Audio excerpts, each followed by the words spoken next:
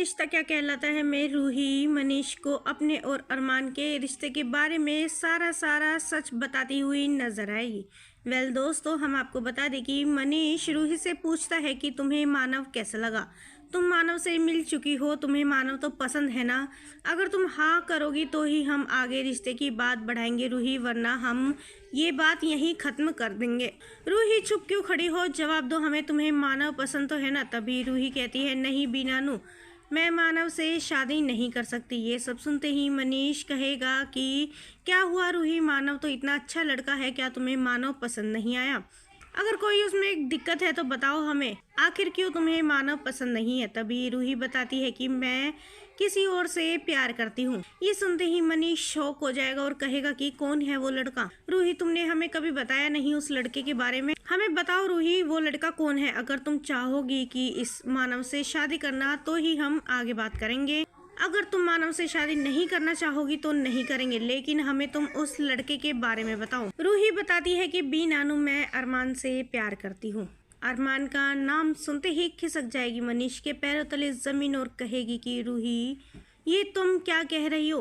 तुम और अरमान से प्यार, ये कैसे हो सकता है? अरमान की तो शादी अभीरा से हो चुकी है ना, और तुम्हारी भी शादी रोहित से हो चुकी थी, फिर तुम्हारा और अरमान का क्या कनेक्शन है आपस में? तभी रूही बताती है कि बी नानू, मसूरी में हमारी शादी से पहले मुलाकात हुई थी। आपको याद है ना वो लड़का जिसके साथ मैं डेट पर जाना चाहती थी और जो वो तब टाइम पर आया ही नहीं था, उसने मुझे धोखा दे दिया था। वो लड़का कोई और नहीं बल्कि अरमान ही था।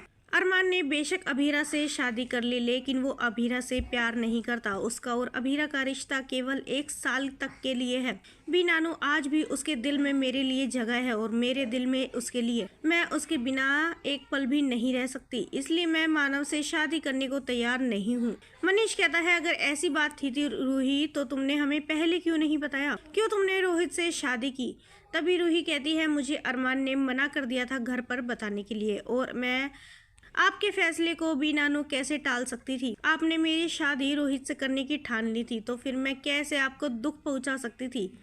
बस इसीलिए मैं चुप रही और चुपचाप रोहित से शादी कर ली। लेकिन मैंने सोचा था मैं अरमान को भूल जाऊंगी, लेकिन अरमान तो मेरे दिलो दिमाग में से निकल ही नहीं रहा है। अब मैं क्या करूं बताओ? अब मैं कैसे मानव से शादी कर लूं? एक शादी तो मेरी मर्जी के खिलाफ हुई थी, अब दूसरी शादी भी मैं अपनी मर्जी के खिलाफ नहीं कर सकती बी नानू।